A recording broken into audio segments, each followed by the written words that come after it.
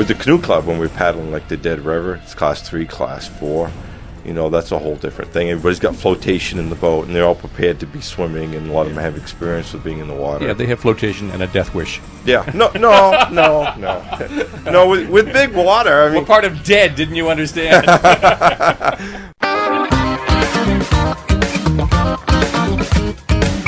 This is Bob Duchesne's Wild Maine on Sports Radio 92.9 The Ticket. Something happened last weekend that has never happened before. For the first time in 49 years, the Kenduskeag Stream Canoe Race had to be postponed.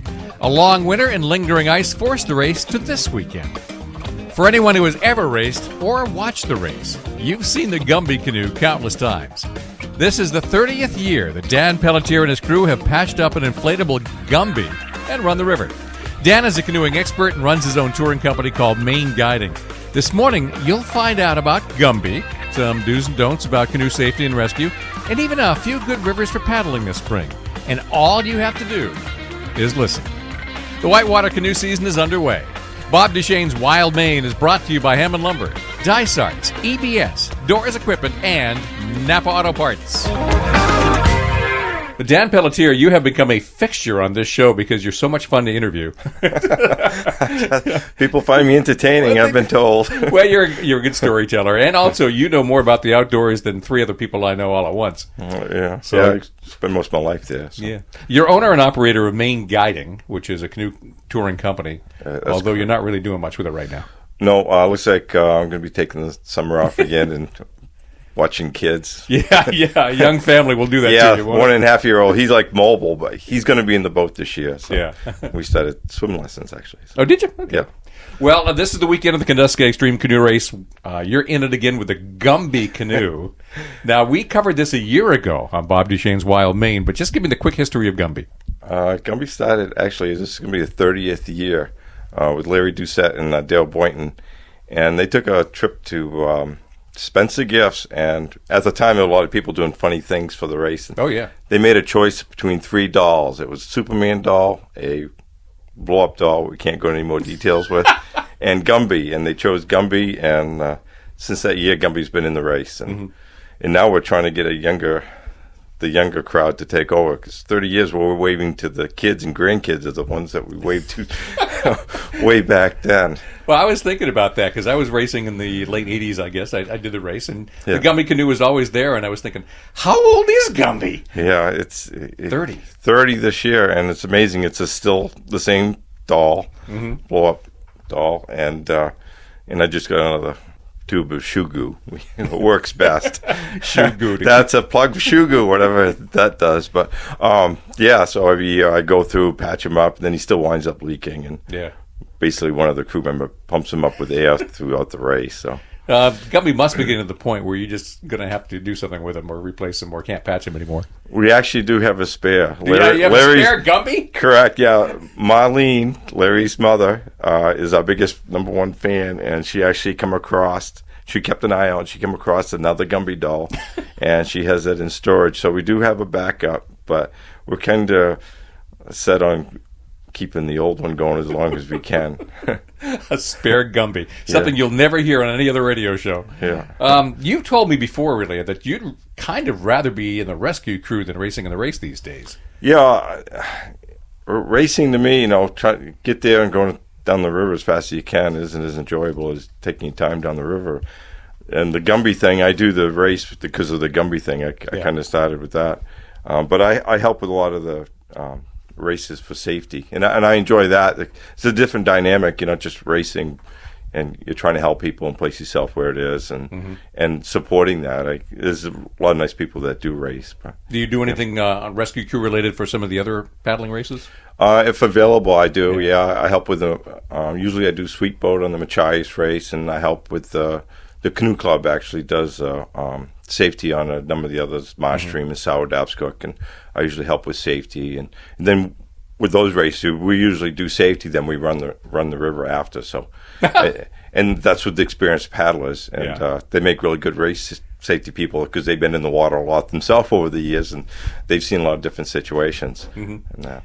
Well, we all see the rescue crews right there in the riverbank, especially at 6 Mile Falls. But what we don't see really is the logistics behind it. I mean, Let's walk through everything that's going on with the rescue crews. Okay. There's guys in wetsuits in the water. There's guys in wetsuits. And at 6 Mile Falls, that's usually done with Lincoln County. They got a swiftwater rescue team that they actually train for swiftwater rescue, so they're the more experienced guys, and they're usually there. And then there's a lot of various volunteers from search and rescue groups and some other people that help on shore, throw bags mostly. And then there's DEME, Down East Emergency Management, and they have vehicles, and they do some shuttling and transporting, and they got people on the river too. Bangor Fire usually is, nowadays is down at the end of the race, down at the end of Kenduskeag, helping retrieve boats that floating down before they go down. So they have their motorboat there, and Dirigo Search and Rescue with Dave Martin, and I think Al Martin helps with it, his brother. They do a lot of the logistics, putting it together, bringing all the resources together. And then for radio communication, I think it's Pine Tree, or I'm not sure their exact name, but the Ham Radio Club, they help with communications throughout the race. Well, when you consider this is the biggest race in Maine, it takes an awful lot of people to pull this off. It takes a lot, and there's a lot of people doing it. And it depends on the water level, how taxed they are. If you look low water years, it isn't too busy anywhere. High water years, you got 6 Mile Falls. There's a lot of action there. Another one is on Valley Avenue. It's called Shopping Cart. Oh, yeah. That swamps a lot of boats. And it's not as dramatic as 6 Mile Falls, it doesn't seem like, but a lot of people eat it there. Yep. And we did actually in the Gumby boat a couple of years ago. So there's, a fair amount of rescue there. And when people swamp there, usually the boats are recovered by Bangor downtown because there's not too much between there. And you want to get people out of the river before they go downtown because it's the rock walls, it's no getting out. Yeah, well, I think the big problem is you've just paddled for 10 miles and you have to portage.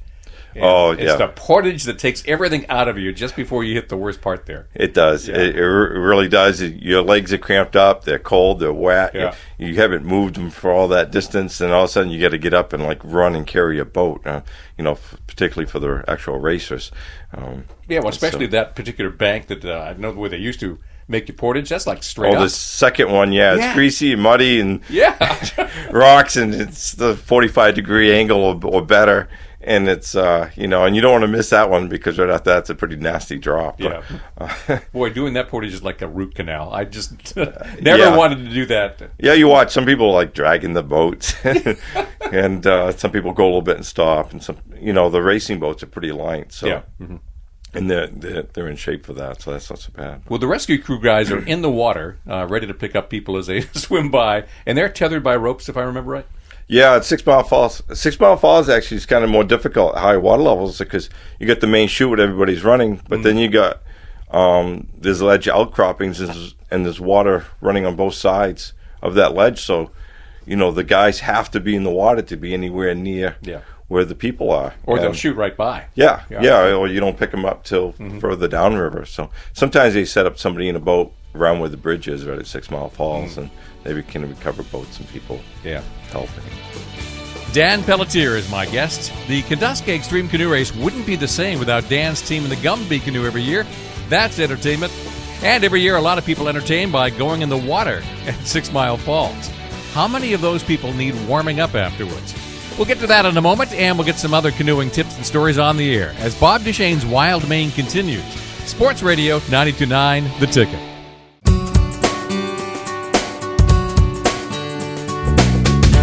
This is Bob Duchesne's Wild Maine on Sports Radio 92.9 The Ticket. My guest is Dan Pelletier. For 30 years, he and his friends have paddled in the Kenduskeag Stream Canoe Race with an inflatable Gumby flapping in the breeze. Dan is actually a guide and runs his own canoe tour company, and is an expert at water rescue. Now, I'm wondering, Dan, if the rescue crew at the race is standing by with blankets and hypothermia measures. Yeah, I think Bangor has an ambulance at the takeout, and I'm not sure about it at 6 Mile Falls, but I believe they have a warming hut or something, but I'm not sure because we don't stop there. That's right. We haven't had that misfortune of needing to stop there. Close one year, but no, we haven't had to stop there yet. Well, everyone sees the capsizes and the rescues. Are there any of those that really need medical attention very often? How often does that happen, do you know? if the air is cold and the water is really cold, I don't know the numbers. Hypothermia people bump up. A lot of people don't dress appropriately, including most of my own crew. But people don't listen to your friends, so but we stay upright anyway. So, but that's the biggest thing, and people do get banged up on rocks and stuff. People look and laugh and cheer when people are going through 6 Mile Falls, but sometimes you look and you can tell people are getting jolted pretty hard by the bottom, and so they're at least getting bruised, and there's probably some broken bones, but I don't have any statistics on that. So. I never found 6 Mile Falls to be all that difficult. The problem is all the boats jamming through together, and you have no maneuvering room. That is a big problem. Yeah. And we come down, we usually stop, and we gauge our time to go through, but we're not racing. And a lot of people that wind up at 6 Mile Falls, because I've watched a video of it, it's the basic stuff. They're sitting high on the seats, they grab the gunnels, and a lot of times if they're just on their knees and down. And if you look at the drop on River Left, but on the camera, it would be looking at upstream. Yeah. It's on the right side. The people run it a little close to the shore, and it's a pretty good little hydraulic. And the way it drops, it has a way of turning and spinning the boat and wanting to roll the boat over. And people don't know, and they line up to that, and that's almost automatic flip. When I see people racing like sitting up on the seats, keeping their center of gravity high, I'm thinking, you idiot. Yeah, on the recreational boats, yeah. But if you look at a racing boat, those guys sit, but they're sitting, and the seats are actually like 6 inches or so below the gunnel, so it keeps the center of weight really low. Mm-hmm. And then they're kind of positioned right in the center of the boat. With the recreational boats starts to tip, people sitting on the seats, and they slide over, and they're trying to brace, and they wind up sliding onto the gunnel, and they just bring the boat over. Yeah. The boat doesn't go over by itself. People bring it over. I know. Even dogs. People are like, oh, my dog flipped me. No, the dog didn't flip you. Your dog went to one side, you went to that side with them, and you didn't brace or anything, and you brought the thing over. So, now, let's say somebody has swamped or capsized. Is there a proper way to signal if you need help or if you don't need help? Is there responsible canoeist behavior when you're going through? Well, some races, you're disqualified if you receive help. Yeah. So nobody won't help you unless you ask for help. Mm-hmm. I think on the Kenduskeag, they'll help you. You're not disqualified, or you'd have to check with the race rules on that. Most people at 6 Mile Falls want to get out, so they'll throw bags to you and stuff. And depending on the people, some people, even if you don't want help, they'll still throw you a rescue bag. You could just refuse it, not grab it. But most people do. Yeah. And your boats, the rescue's primary focus is on people. Yeah. And then if they can, they'll help you with your boat. But like at 6 Mile Falls, if you grab onto the rope, if they throw you a rope and you're still holding onto the boat, the guy can't hold on to you. It's too much force, so you have to let the boat go. But they do have people trying to recover boats too. So. Further downstream. Yeah. They're pretty good with it, but I don't know. Some people do lose their boat. The first time I went through the race, I did fine. Yeah. Second time, we got past 6 Mile Falls. We were down somewhere off Kenduskeag Avenue, and that's the last I ever saw that canoe. My wife went left, I went right, and the rock pinned us right there, and I got a new tripper after that. That does happen. Flotation's a really good thing to put in your boat. Yeah.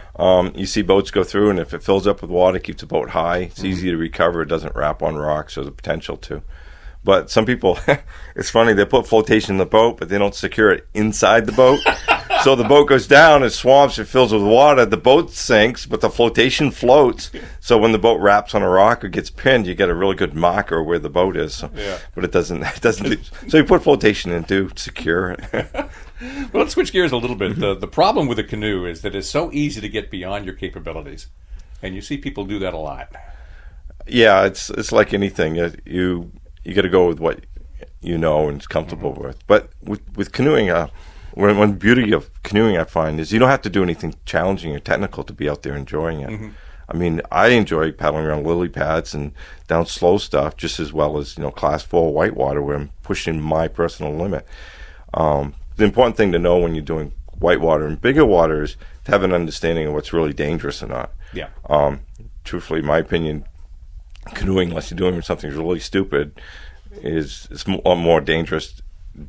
You drive to the river in the vehicle, because in the vehicle, if something happens, you get thousands of pounds of metal that get crushed around you, or hit something solid. But in canoeing, the speeds are slow, and some really basic stuff keep you out of trouble, like keep your feet up if you're in the water. Don't try to stand up, because that's called foot entrapment, but it could drown you, but it's easy to avoid. Keep your feet up. Yeah, right. Simple, and then reading the water is just don't put your canoe in something that you really don't understand that's big and powerful and a lot of agitation and stuff. But, without getting into too much, it's, you have to do something pretty stupid to really get hurt, like not wear a life jacket in the cold and doing something in lakes. The danger with lakes people have is going out away from shore. No life jacket when it's cold.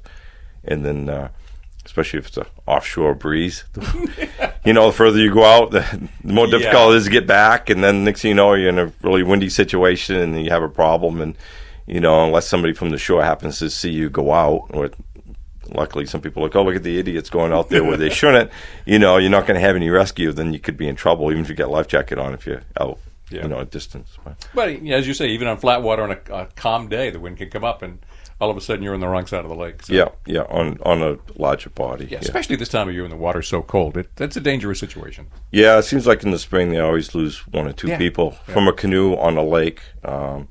Just typically no life jacket and going out away from shore and that's weird because it happens every year. Yeah. We warn everybody, be careful, and it still happens. Yeah. And most of the people have clothing. You can't swim very good with clothing on. You can't get your life jacket on once you're in the water. And a full canoe without any flotation isn't going to hold you up very much. So you're fully in the water, and it's usually, hypothermia or drowning if you don't have.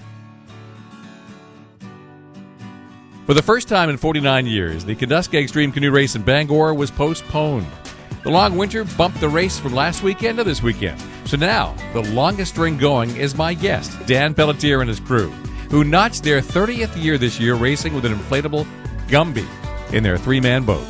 Dan is my guest, and up next, I confess that sometimes I get a really uneasy feeling when the whitewater starts to build.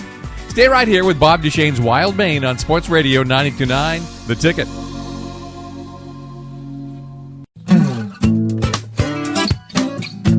This is Bob Duchesne's Wild Maine, Saturday mornings at 9, Sunday mornings at 8 on Sports Radio 92.9, The Ticket. On today's show, I'm spending an hour with canoe expert Dan Pelletier. Dan is well known in Maine's search and rescue community, and he's very experienced with whitewater rescue. This weekend's Kenduskeag Stream Canoe Race seemed like a good occasion to talk about canoe safety. Here's a question for you. I've had this feeling many times. I'm in a section of whitewater, and I have this uh-oh feeling. I've actually bit off a little more than I can chew, but I'm in the river, and the side walls of the river are too high to get out. Uh-oh, what do I do now? As a general rule, when in doubt, straighten out. So if you run straight and you're on your knees, you keep your weight low in the boat, and you keep your paddle in the water because you get stability off the paddle, you can make it through more things than you can think. I mean, that's just a general thing. Running the river, it's like life. You got what you got to deal with immediately, what's right there, and you got your long-term focus further down the river, and you got to you got to deal with what you're dealing with right then, and then you got to focus on where you want to be further down the river. But if your plane goes off, you wind up off. It doesn't do no good to think, oh, I should have been over there, because you got to deal with what you right where you are. So this is a life river philosophy. Back in the 80s, when I did it a lot more often, I bought one of those canoe guides for all the rivers in Maine, and I was going to do every one that I could. Yeah. And the problem is, every time you tackle one of these rivers, it's the first time. If I do the St. Croix River, I know what it looks like. If I do a river I've never done before, there can be surprises waiting for me. Yeah. Yes. Yes. Well, the more experience you get and the more control you have over the canoe, where you can maneuver and stuff, you can actually run a lot of I'm talking about whitewater here. You can run the whitewater, and you can read it and stop along the way, because you have control to stop along the way, stop on eddies or stop on the side, or slow yourself down, so you can read the water as you're going. The other thing to do, if you get to what's called horizon line, or a lot of agitation and noise, and you can't see what's coming up, the idea is, the thing to do is to stop, and you can go along the shore and scout it rather than running it blind. Also, I do, it's more advanced skill, poling. What's called snubbing, actually, with the canoe, is you can go down and you can just stop, and you can stop anywhere you want. You can let yourself down really slow and gradually. So there's different ways to scout a river as you're going. But the guides are helpful because they give you an idea of what's coming up, and you look for that. And then, a lot of them tell you what side the portage trail is and what class it is. The classifications you always got to take with a grain of salt because there's different people doing the classifications. Everybody's got a little different interpretations. And then the river at different levels is different. Sometimes high water makes things easier. Yeah. And sometimes high water makes things a lot more dangerous or more complicated. So it really varies with the rivers. So but there's a lot can be paddled. And me, I started off alone, solo, by myself, and I did. I didn't have friends to go with. My first whitewater experience was actually the Kenduskeag, and I never really paddled before. And I was in the middle, and I still remember my friend's sister cheering me on as we went by. I think it was Valley Avenue, and what she was cheering me on was "Bail, Danny, bail," because I was a bail guy, and the other guys were paddling and navigating. But since then, over the years, my skills have gone up. But if somebody's really interested in getting into canoeing, I really recommend joining the club. Penobscot Paddle Charter Society is one. There's some others. It's macro, but they primarily do racing. Right. And you go with the club, you're going with a group of people. There's going to be people usually that's run it before. You organize a shuttle together. People help you and encourage you along. They motivate you, and they'll be fine with you going around stuff. To actually encourage you to go around something they think you should, and they give you help and support and advice. And if you get in trouble, there's a bunch of experienced boaters that help you recover. It's usually collecting your gear and yourself at the bottom and getting back in the boat and going along your way. So, well, I mean, you've guided. You have your own guiding company for canoe tours. Yes. How often do you get customers who don't have the skills they said they did? Oh, that's quite frequent. Yeah. A lot of people, they and you can't judge until you actually get there. You can get a little bit of an idea. Then you watch them get into the canoe. They're already losing their balance. Yeah, well, before any trip, I go through everything, all the safety stuff, the basics of paddling, and then usually we start off with it's mild or moving water, and I could see them, and I can critique them and work from there. Not too many clients, I take on a, say, class 3 trip. It's not overly big, and I can get most people down there. It's usually class 2, and even unskilled people usually can bump and bump and scrape. It's harder on the gear, but that's just part of the course, and and that's okay. A lot of these plastic boats, they take that okay, and so I'm not taking down anything. What would be over a novice's or a beginner's head anyway. Yeah, and then you get the dynamics of a husband and wife canoeing together. And he's yelling, "Paddle on the other side." Yeah. That's very true. Very, very true. And it's really interesting because couples, you put a couple in a boat together, and whether they paddled or not ever before, you really see the dynamics come out really quick. I had one. I'll sidetrack on a quick story with something I'll never forget. I had this couple, and the guy was an alpha personality. They're nice people, and he was paddling in the stern, which people feel they have more control, but it's really a teamwork thing. And he's doing really well. And the wife, they swapped, right? And so they swapped, and she's bumping rocks. She's doing really well. Her timing's off, but I'm just letting it go because she's getting it. But he's getting all frustrated with it. So he's in the front of the boat being a real jerk. I mean, he really was. And he's just yak, being a real jerk. And we're with a whole group of people. And I actually intervened with that one a little bit. But he didn't know it. She was behind him. Everybody else was watching him while he's being a real jerk. And she's swinging the paddle like 2 inches behind his head. But he's facing forward, so he can't see it. But she's telling everybody around her that, let it go. I could take him out anytime I want, So it was really funny, and it was just a classic thing. But he really came around later on in front of the entire group. He apologized to her, so he realized and he came around. But a tandem, it's really interesting. Paddling tandem, people can... I like paddling tandem, but rarely do I have somebody really experienced. You can do so much more because two people bracing on both sides of the boat. You can maneuver it because you have a paddle way in the front and the back. You can turn. You can run really aggressive.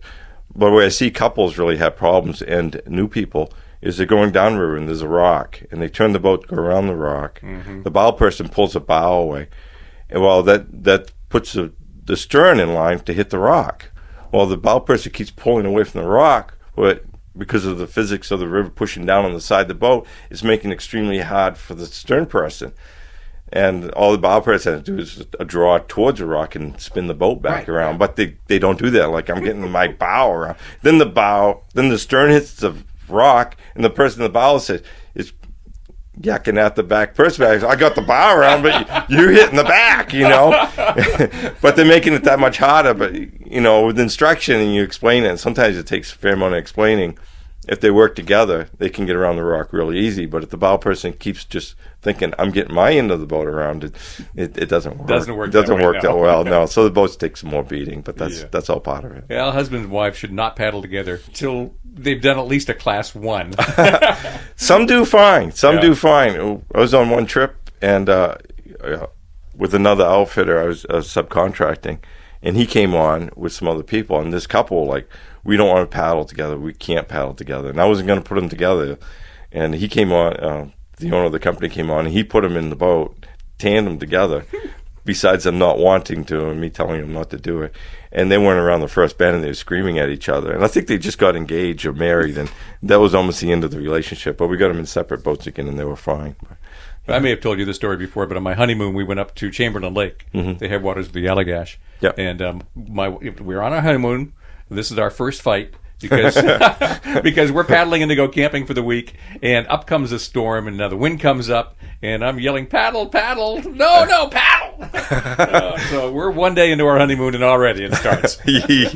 Hey, they say if you can make it through a camping trip with a spouse, you can make it through anything. Yeah. So, because out there you really see. You're listening to Bob Duchesne's Wild Maine. Dan Pelletier is my guest, and we're talking about canoes, canoe safety, and right now, how canoeing together can ruin relationships. It's actually a good test to put somebody in a stressful situation and see how they react. In fact, there's at least one person who picks his employees that way. Stand by. This is Sports Radio 92.9, The Ticket.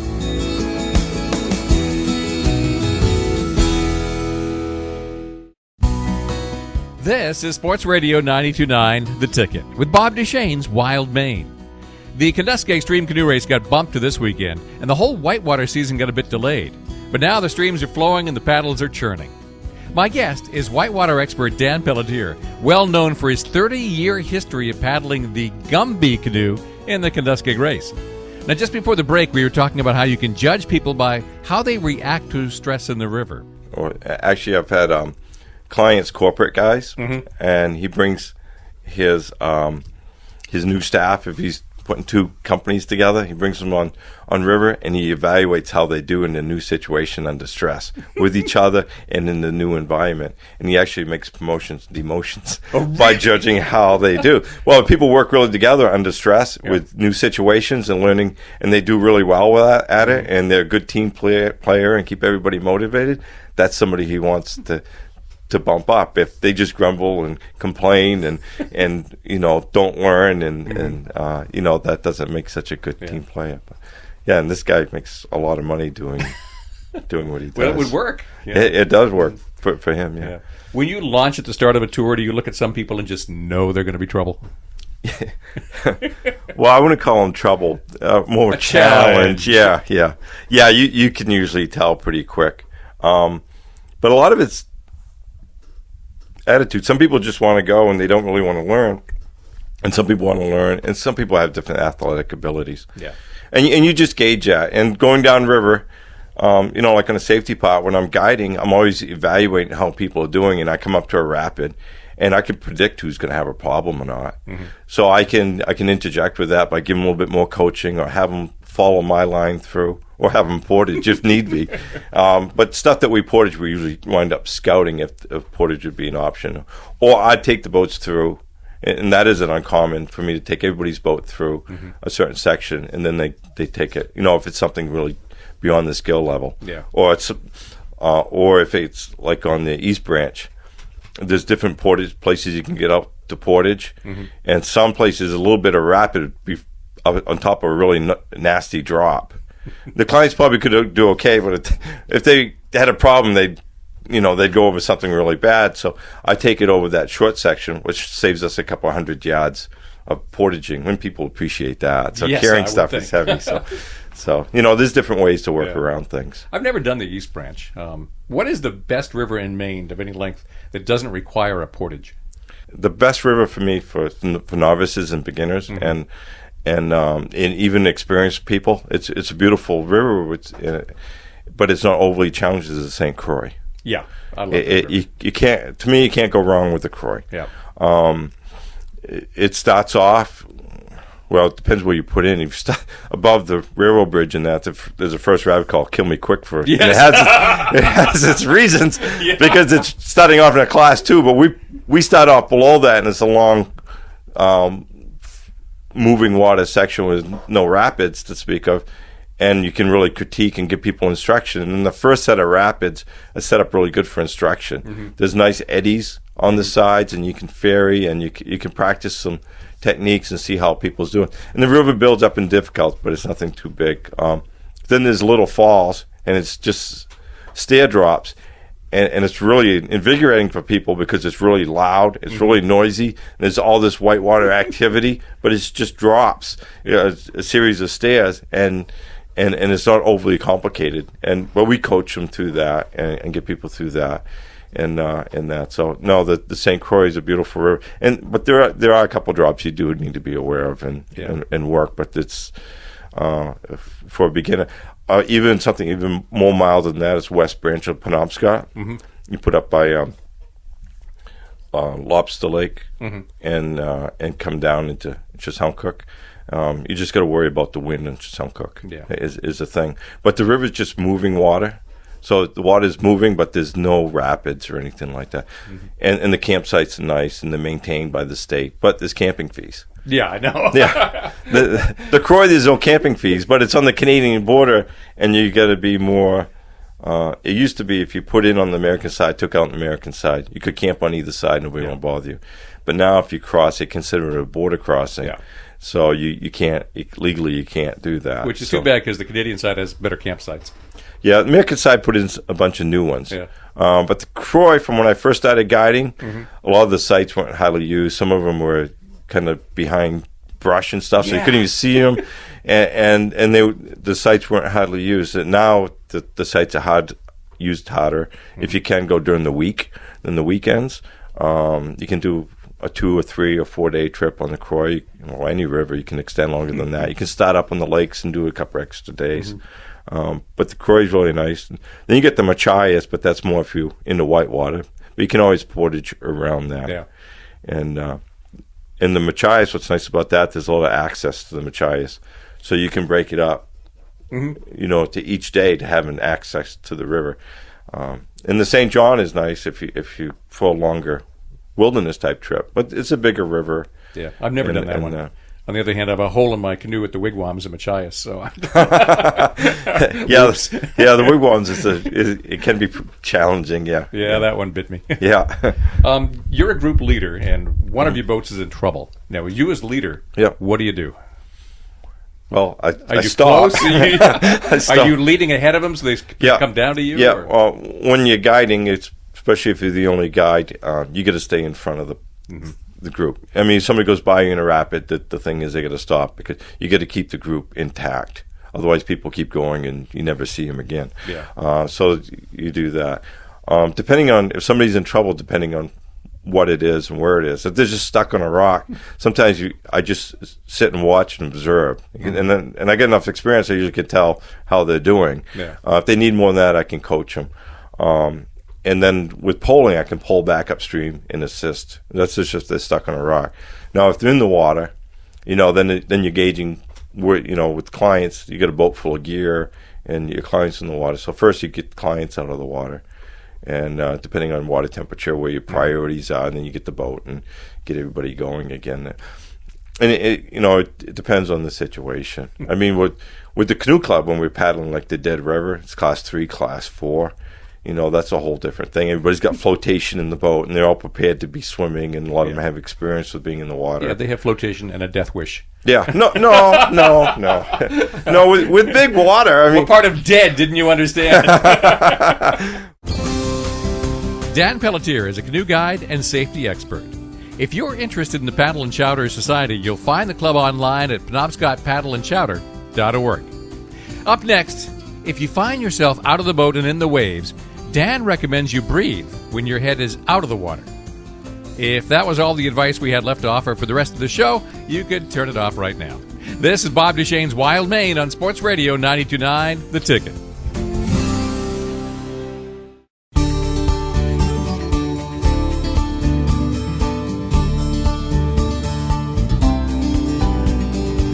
Welcome back to Bob Duchesne's Wild Maine. The third Saturday of April is always the date for the Kenduskeag Stream Canoe Race. Always. Except this year. A long winter and too much ice upstream postponed the race to this weekend. The first time in 49 years the race has been postponed. But some things never change. For 30 years, Dan Pelletier and his friends have entertained race watchers with an inflatable Gumby in their three-man canoe. That tradition continues this year. Dan is my guest this morning, and we've been going over canoe safety and rescue. I've spent some time in big water, and it didn't always end well. With big water, the main thing when you're paddling big water, if you're in the water, is to breathe when your head's above water and to hold your breath when it's below. It sounds simple, but in raft guiding, that's what I tell people. Breathe when your head's above, because you go through the waves in big water. You don't go up and over them. So you just got to time your breathing to breathe in the trough. What safety gear should every canoe have? Number one, everybody should have a life jacket. Yeah. A comfortable life jacket that doesn't chafe and that supports and that fits nicely. Not a Mae West type, but just clips on.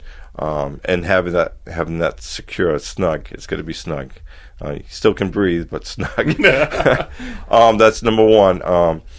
That's the primary thing right there. And this time of year, proper clothing. Wetsuit, dry suit's really nice. If not, polar fleece. Synthetic stuff, it still retains its heat. When it drains out, it's still insulated. Not cotton, no jeans or T-shirts. That's the second thing. And then for outfitting the canoe, flotation. If you're doing whitewater, having flotation is a big plus. Keeps the canoe from getting pinned. It makes it easier to recover, so you have a canoe to go back when you get out to get back in the river. Because walking out through the woods is not fun. Yeah. So you got that. And on the boat, usually you have the boat outfitted with painter lines. Painter lines are just lines on the bow and the stern, and you don't want any knots in that. I've seen somebody had knots, the knot sunk to the bottom, got caught between rocks, holding the boat in the current. Oh, so no kidding. That's not what I'd heard. I would make that mistake. No, they don't tie anything into those light. And if you can, you have them underneath the bungee, or there's a little rope trick I do. What you can retrieve it, but it's not loose in the bottom of the boat. Because rope is a very useful thing on the river, but it's probably one of the more dangerous things. So, i.e., you need a knife. It's good to have a knife. Anybody who does a lot of whitewater, you notice they got a knife on them. That's because if somebody gets tangled with the rope, you can just cut the rope. Yeah. And because when things are in the water, you can't see things, so you're not going to be untie a knot or see what's going on. Bail buckets. When you get a canoe, a lot of people use a bleach bottle or a milk bottle as a bail thing. One thing what I recommend people not to do is to tie like a 300-pound strength nylon line onto the baler by like 3 feet of rope, because if you're in the water, that baler will swirl around in the water, that rope get tied around you, and if it's something stronger than what you can break, it's going to cut into you or you're entrapped. So I put a clip on my baler, and or I carry a spare baler, you tie on a short rope and use yours, and if you lose that one, you get another one. It's not worth your life of baler. No, so that's one of the big things I see. Oh, whistles. Whistles are nice to make communications with people. Three blows is usually emergency. 1 blow is to get attention. And but I see people making mistakes with whistles. You put a life jacket on. A lot of life jackets are primarily secure with a zipper, and they put the whistle on the zipper thing. Well, to release the zipper, you pull on the whistle. So if that whistle catches on anything, if you're in the water, off comes your life jacket or the zipper anyway. Yeah. So no, don't secure your whistle to your zipper and your life jacket. Secure it to something else. Now, let's say you're just one canoe. You maybe a tandem or a solo. What do you do different when you look at the river, when you plan your trip, when you're paddling? Do you do anything different when it's just you and there's nobody there to bail you out? Yes. When I solo paddling on a canoe trip, I get canoeing gear with me. I use dry bags to put my gear in, and I'll take the time to secure all of the dry bags into the canoe so it acts like flotation. If I'm guiding or if there's a number of people, I don't do that because it takes a lot of time. more to do that. But when you're alone, everything's on you. So that's one thing I do. And I paddle things more conservative, or used to. Well, I got more experience, and now I run bigger things. But otherwise, I would have been portaging around. Yeah. But I run within my comfort level, or what I feel comfortable I can do. And mentally, I'm always prepared for the worst. I mean, I've done like the Yukon River, and the river's a mile long. Nobody in the world didn't really know where I was. And if I lost the boat, I would have just had what I personally had on me. So I also carry, usually I carry a knife with what's a magnesium fire starter, so it can get wet or whatever. So if I'm separated from my boat, I always have something I could start a fire with too. So, that's a little something I carry with me 99% of the time. When I paddle with the club in that, or with other people, I always carry somewhat of a little first aid, mosquito net, because I'm in Maine. If I wind up on the bank, or somebody winds up on the bank and you're stuck there for a while, that might make a big difference. If anybody's hurt, I'm just thinking what a friend I'd be if I give them a mosquito net if they're stuck waiting for more assistance or something. So that's one of the things I do. Just more cautious, and I read the guides some. A lot of it is, at my skill level now, I can stop and I can scout things out. And if I can't see, if I don't know, stop and look. And the river could change. You always got to be careful, because you might run something one day and the next day something else, a tree will fall down. That actually happened in the Dead River on race. I was doing safety and on one day, and all the paddlers went through. Next day, a tree had come down, and I was doing safety above, and I was telling the paddlers as they came through that they had to paddle on the other side of the river because they couldn't make it around that tree. They would have all swamped because it would put them in the main channel. And they didn't want to believe me. They were mad at me and grumbled at me. They were, no, we just went through here yesterday. I'm like, no. And they went, fortunately, everybody listened to me even though they didn't want to. Then later on, they thanked me because when they went by the other side, they could see what it was. But prior to, no. So even if you know the river and you've been down it, it may be different. Yeah. And so you got to be prepared. But that's a skill level thing. The more skills you have, the more I paddle, the slower I go down the river.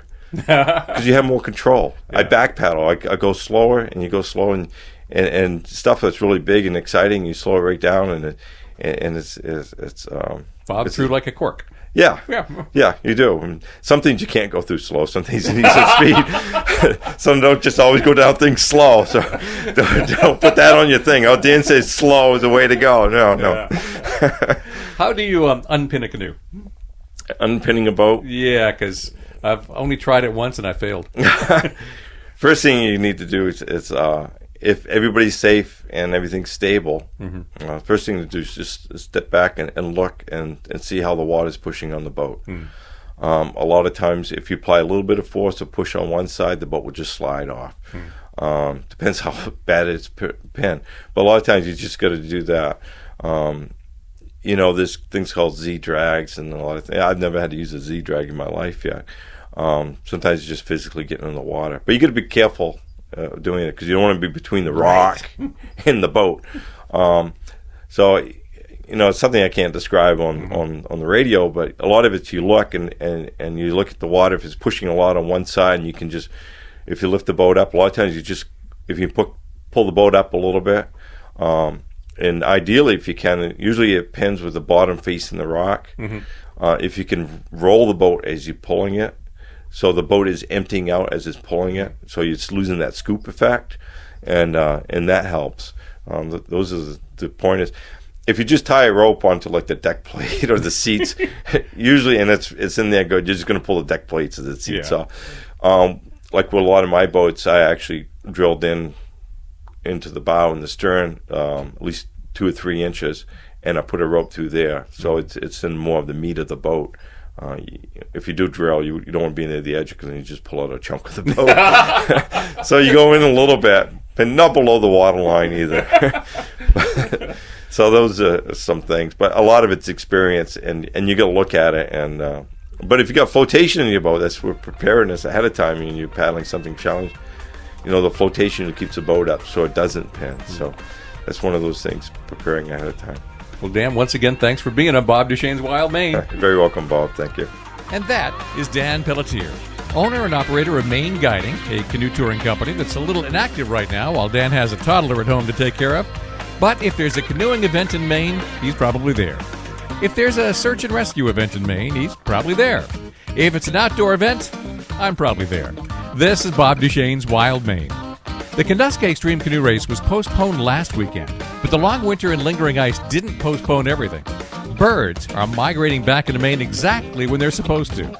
The first wave of warblers usually gets to Bangor around the time of the canoe race.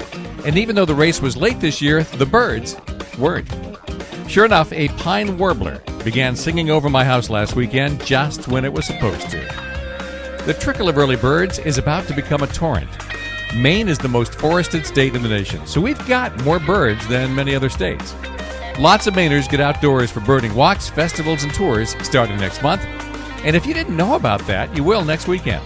Bob Duchesne's Wild Maine is brought to you by Hammond Lumber, Dysarts, EBS, Doors Equipment, and Napa Auto Parts. You can hear today's show again or share the podcast with friends at 929theticket.com. Be sure to join me next week, Saturday morning at 9, Sunday morning at 8. This is Sports Radio 929 The Ticket.